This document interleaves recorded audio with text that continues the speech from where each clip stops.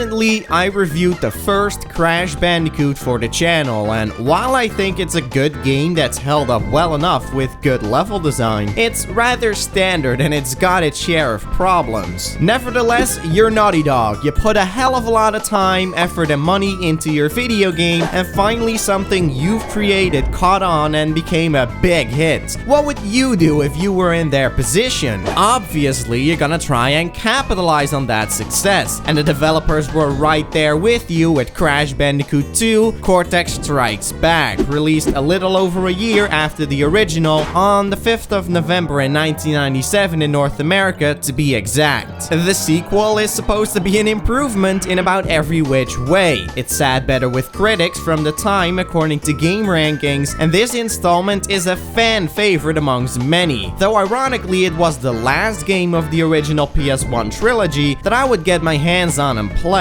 With that, I am certainly not implying that it's my least favorite, but without further ado, we're going to have an in-depth look at the design of Crash 2 and come to a conclusion about its quality by the end.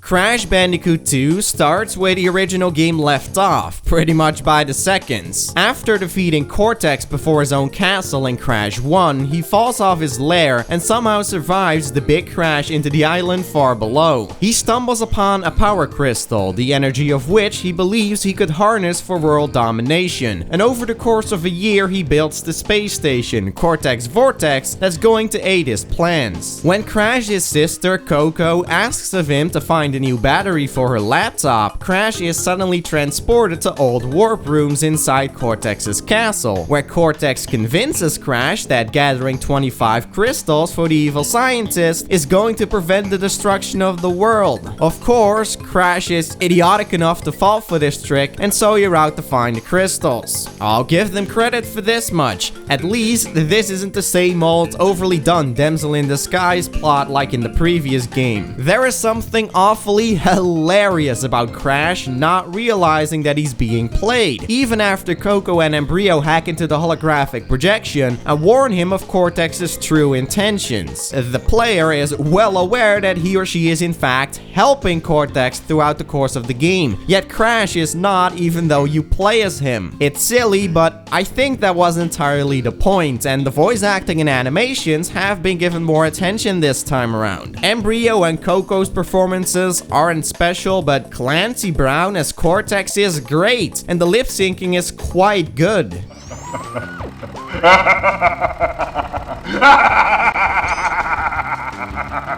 Yes! My plan is nearly complete, and I have you, Crash Bandicoot, to thank for it.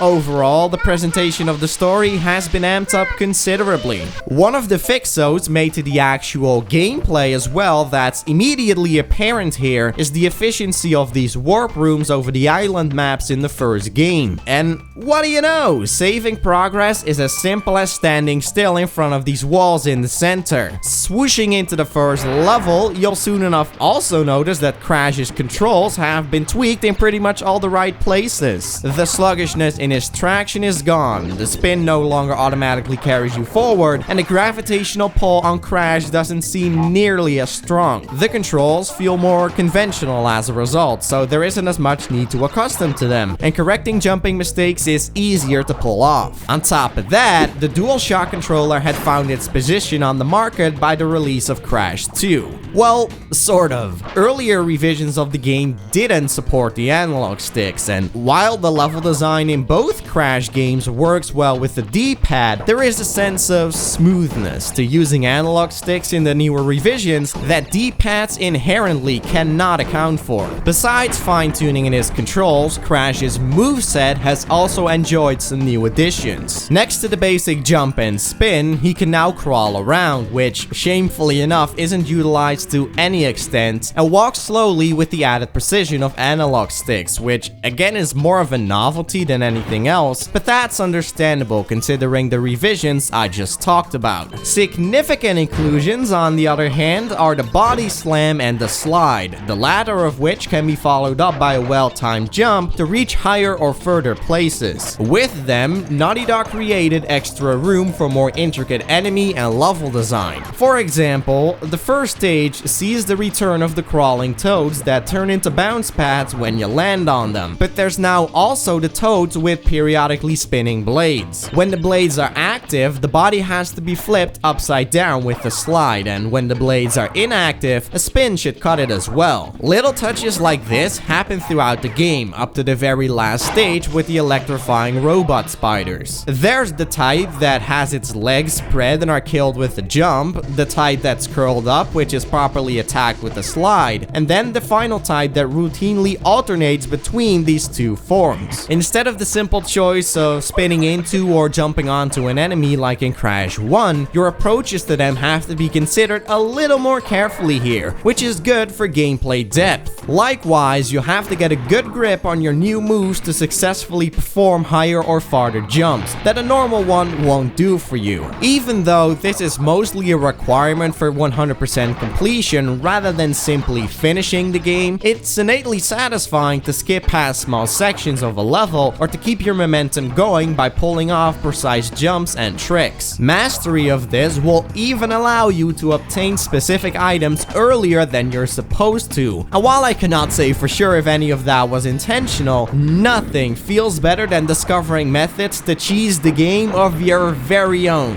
Furthermore, the difficulty curve scales damn near perfectly from warp room to warp room, with the first isolating the separate challenges a lot, teaching players how to play the game and work with the mechanics and moves, and the last blending all the elements together into one large test and bringing back the heavy timing based platforming that defined a large portion of the previous game. Unlike that one, however, Crash 2 saves the hard stuff for the later parts of the adventure. It is quite comfortable difficulty wise in most of the content prior. If the same applied to Crash 1, the experience it offers could have easily been kinda boring. Fortunately, I can hardly say the same for the sequel because it has more going on to keep players busy than just raw platforming. Fundamentally, you're doing a lot of the same crap as before, but next to the more flashed out protagonist and enemy and level design based around that upgrade, the numerous level themes feel more distinct through special gimmicks. Think of having to handle ice physics in snow areas, jet skiing across rivers and up waterfalls, navigating wire meshes suspended above red-hot steel pipes, and digging underground to stay clear from incoming swarms of bees. Admittedly, I think they could have expanded upon the last two concepts more. The wire mesh portions could have layered the challenge on a little thicker with more than just one type of baddie in my eyes, and I think an extra foe in the bee stages that incentivizes the player to actually dig out of the ground every once in a while as well would have been a good addition. As is, there is no penalty for remaining underground whenever possible, significantly weakening the threat of the bee swarms. That being said, while just about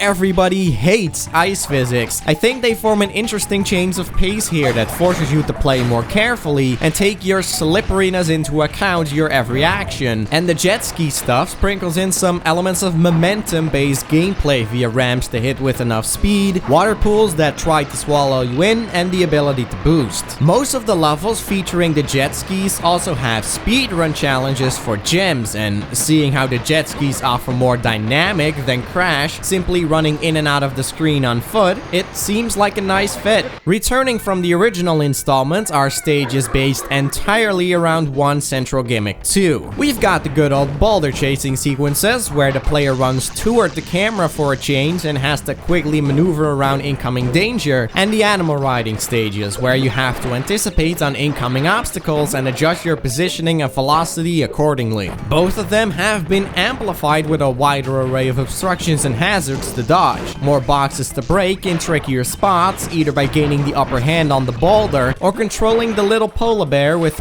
pinpoint accuracy and quick reflexes on two different sorts of terrain. At one point, the two even blend together in one over-the-top escape from a humongous hungry polar bear. It's quite the spectacle. Lastly, and complete completely new for Crash 2 are the jetpack stages, where the orange Bandicoot must be guided through a bunch of zero-gravity chambers. What's neat about these stages is that they can focus more on danger in height, seeing how players can now reach the very top and bottom of the screen. The designers took advantage of this with shit like floating electricity wires, crisscrossing lasers, and an opposing Cortex minion wearing thug-life sunglasses. See, the jetpack is not just tossed in for the coolness factor. Its two corresponding stages could not be done with Crash on his feet or any of the other present vehicles/animals for that matter. A common complaint is that the jetpack controls are ass, but I cannot really find myself in that. I do think they're counterintuitive in the sense that X and circle move you forward and backward respectively, and that pushing the left analog stick up and down moves Crash up and down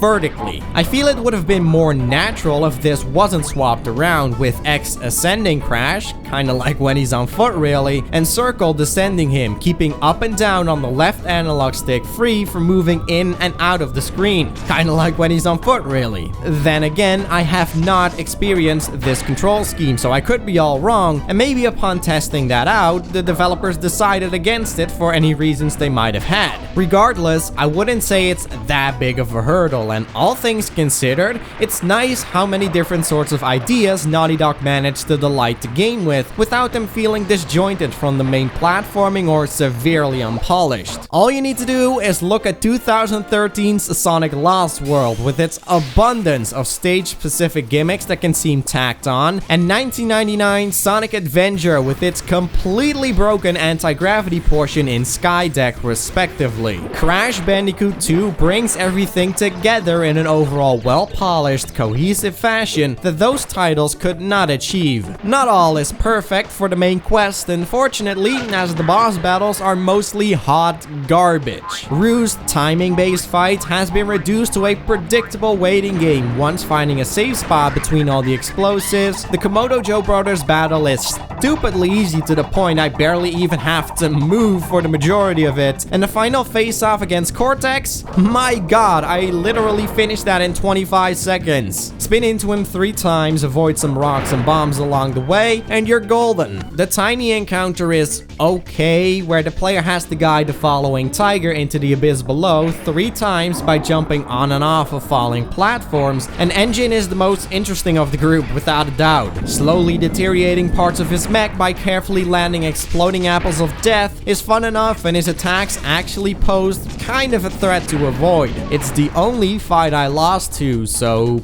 yeah. All in all, nothing to see with the bosses here, and they're definitely the weakest part of the entire game. That being said, Crash Bandicoot 2 has more in store than just the main quest. Though there are 25 crystals to collect, there are a whopping total of 42 gems in contrast. Ay caramba! Managing to amass all 42 of them will unlock the good ending where the Cortex Vortex is destroyed with the assistance of Embryo and his laser station contraption thing. This ties together into the beginning of the 3rd installment, unlike Crash 1 where the not 100% ending ties together into the start of this 2nd installment. Seems odd, and you know what, it is, but whereas in Crash 1 it would be pretty damn cruel to lock the real ending away behind its patience tempering 100% journey, doing so in Crash 2 worked out for the better. This game really wants players to fully complete it because they would be missing a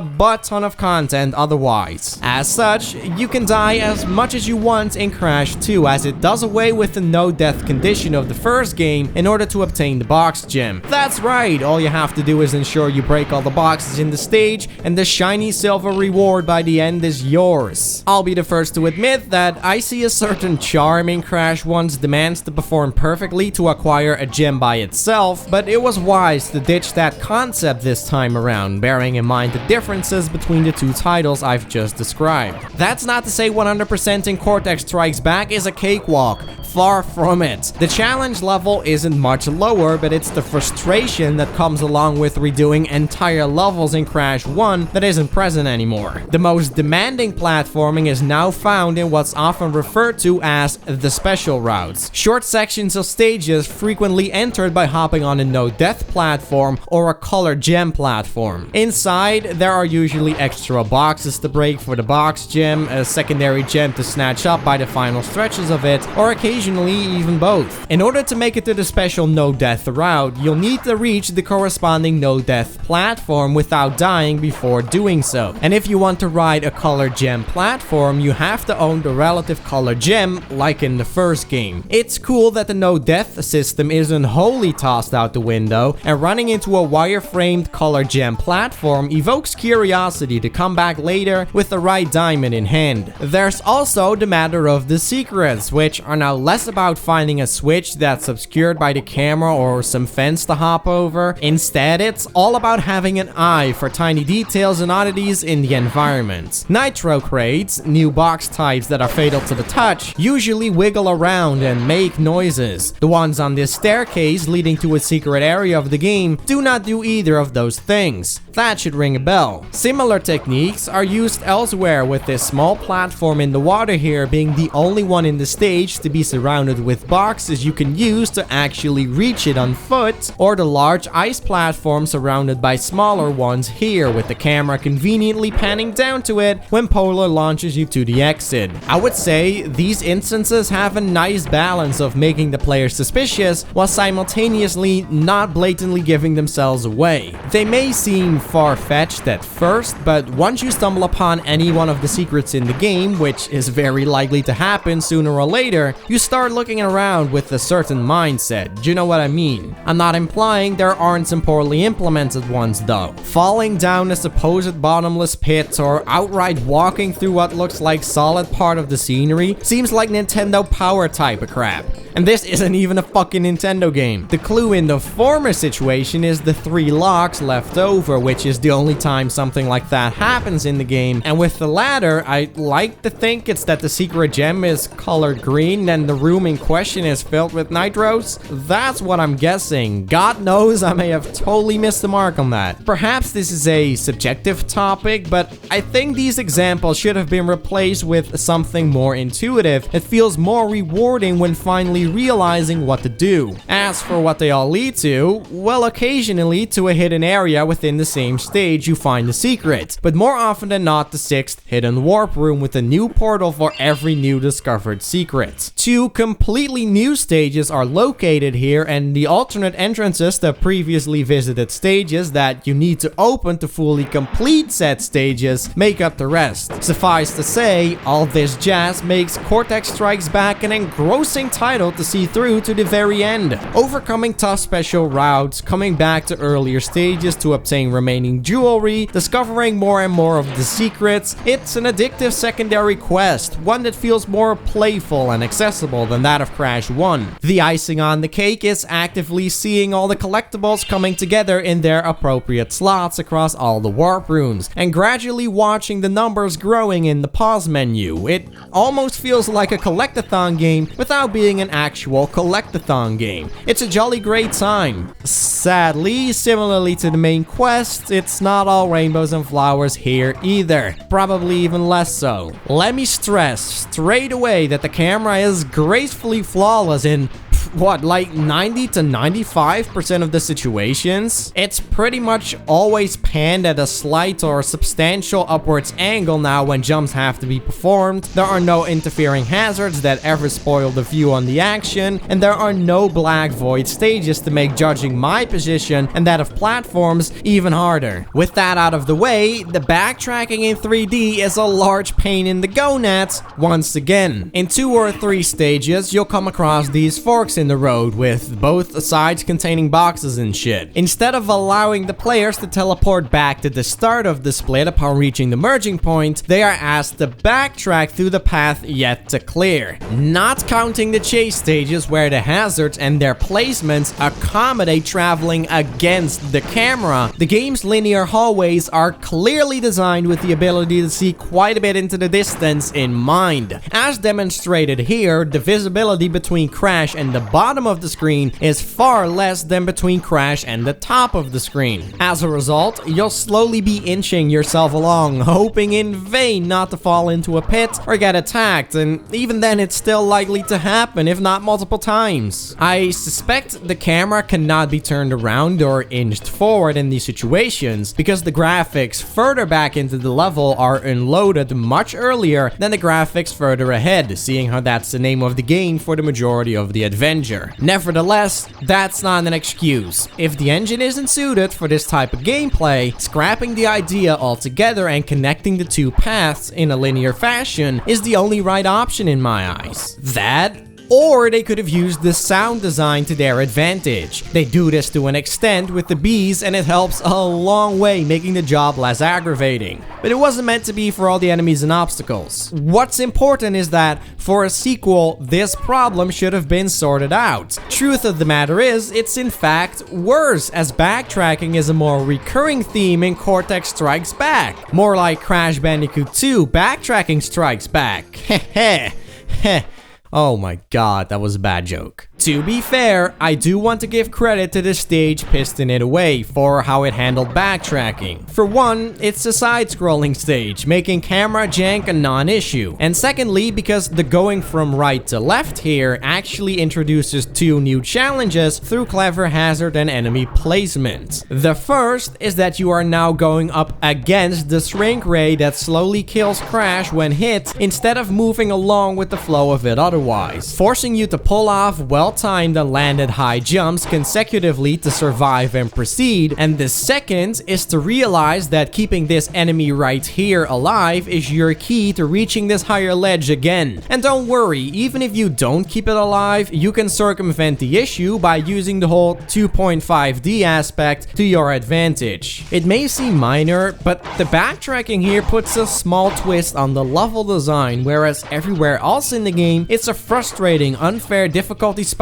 at worst in 3D hallway stages, or a repetitive inconvenience at best in side-scrolling stages. Now the word repetitive segues us willy-nilly into the issue that I have of padding and efficiency with regards to 100% completion. I praised earlier that the requirement for entering a special route isn't the same in every stage, with the no death routes and the color gem platforms going on, and I stand by that, but I'm also of the opinion that extra boxes should not once have been tucked away in sections only reachable via color gem platforms. When you go out of your way to break all the boxes you can in a specific stage, only to be flipped the bird at with missing boxes impossible to get to yet, that just sucks. I mean, from the way I see it, the death routes seem more suitable for that sort of layout, seeing how not dying up to a certain point is an intrinsic condition within the same stage. It doesn't ask for anything obtained elsewhere, and thus it's your own fault when you fail to bust all the boxes. I think it would have been better if all the death routes in the game were the ones with the extra boxes in them, and all the color gem routes the ones with a secondary gem and nothing else. As is, the game mixes and matches these two concepts, and granted, I wouldn't classify this as padding, but more streamlining would not have hurt. What is undeniably padding are cases like Road to Ruin, where it's not possible for players to break all the boxes in the stage on the first visit unless they pull off a dirty trick again. The ridiculous part about it is that the alternate entrance opened up via one of the game's secrets is only like half a minute long. When you clear it, you'll find yourself at the regular start of the stage to pretty much replay the whole thing a second time. They could have placed a secondary gem by the end of this secret, a 30-second portion with an exit to the warp room, and absolutely nothing of value would be lost. Comparable tricks are pulled in other places too to artificially extend playtime and higher the difficulty. The secondary gem in Cold Hard Crash is placed in this downfall by the end of the death route, and once fallen down, you cannot climb back back up. Yet, right before it is a switch to make a couple of boxes near the start of the death route appear for the box gem. Sneakily placing that secondary gem out of reach there ensures players have to traverse the death route from left to right at least twice in order to obtain both gems. And that kind of nonsense just ticks me off a little. You may wonder if stuff like this is deal breaking, and to that I would personally say, heck no. But it can feel disappointing or annoying nonetheless. The whole 100% quest could have benefited from small nuances to make it a more painless experience if you dig a little deeper. It's small things like not being able to exit the stage via the pause menu without losing your collected items in the process. Especially taken on a larger scale, it could shave off quite a bit of filler playtime if already beaten stages, that's very important, already beaten stages, could be left for whenever you missed a crystal or a secondary gem or whatever and found it on a revisit. Or how about a simple question if I'm actually ready to leave the current stage for when I accidentally stumble upon one of the secrets. This idea came about in my head because I crushed this piranha plant in digging it close to the end of the level, all forgotten that this led to a secret, and I swiftly realized that I had to replay the entire stage in all its gut-wrenching backtracking glory to get the box gem. The option to obtain the box gem and then come back to the secret entrance would have saved an outburst on my end. Having addressed all of the story and the gameplay now, do you remember from the Crash 1 video that I claimed the visuals are probably its best facet? I'm not sure if the same goes for the sequel because the gameplay itself has been enhanced greatly, but the graphical update is certainly no slouch either. The engine was completely overhauled to handle 10 times the animation frames and 2 times the polygons of the previous revision. And in practice, these technical advancements are evident. Environments pack more elaborate scenery, character models are smoother with less of a flat shaded polygonal appearance to them, and the animations are more detailed than before. Crash 1's presentation holds up well for PlayStation 1 standards, but comparing it to Crash 2's, the latters just feel more polished, natural, and alive. I don't know how to put it, but playing the original still kind of has that distinct early 3D feel to it. That's gone here. The looks of the characters, the way they move, it's all more believable, and this is already apparent from the opening scenes. During actual gameplay, Crash also reacts more organically to environmental affections this time, like hurling himself through deep water, blowing in his hands and shivering his body when he's freezing to death, nervously turning himself around on these small rotating pillars, and of course the overload of death animations.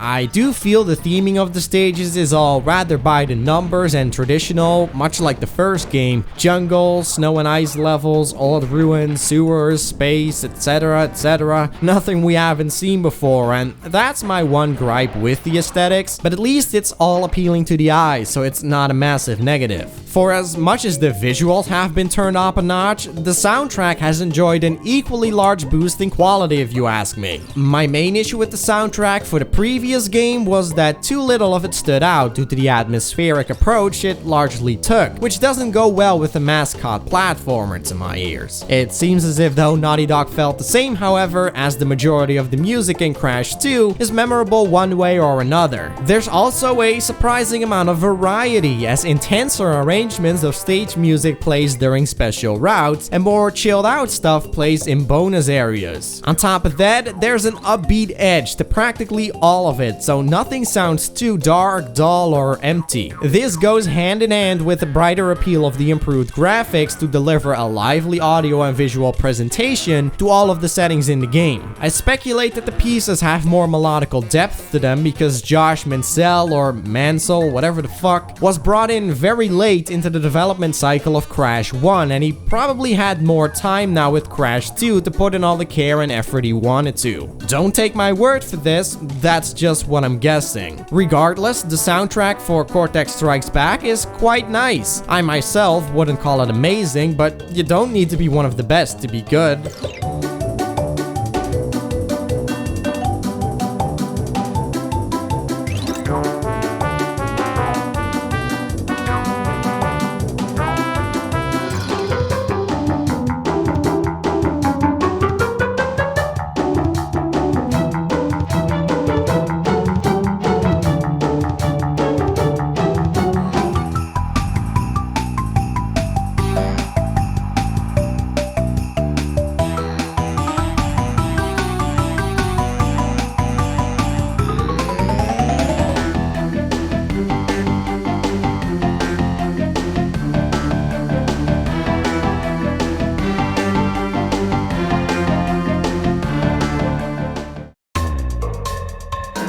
As the sequel, Crash Bandicoot 2 Cortex Strikes Back takes what worked from its predecessor, polished up those elements, and threw in a pile of new shit to complement them. The final product is a great platformer with tight controls, a damn near perfect difficulty curve, varied level design and mechanics, superb visuals, and a pleasing soundtrack. There is still room for improvement with the utterly underwhelming boss fights and the awful backtracking bogus, which both are worse than before, ironically. The journey to 100% completion could also have been somewhat more efficient and less superficial, but going after all the gems still manages to be addictive and rewarding despite some of the hiccups here and there. Cortex Strikes Back is certainly more accessible than the original, has aged better, and takes a few more risks when it comes to bringing fresh ideas into the platforming genre, but it remains a game that plays it safe nonetheless. It's up to interpretation whether that's a problem or not, but the things Crash 2 does, it mostly does very well. It's a lot of fun to play and a high-profile PS1 exclusive to check out.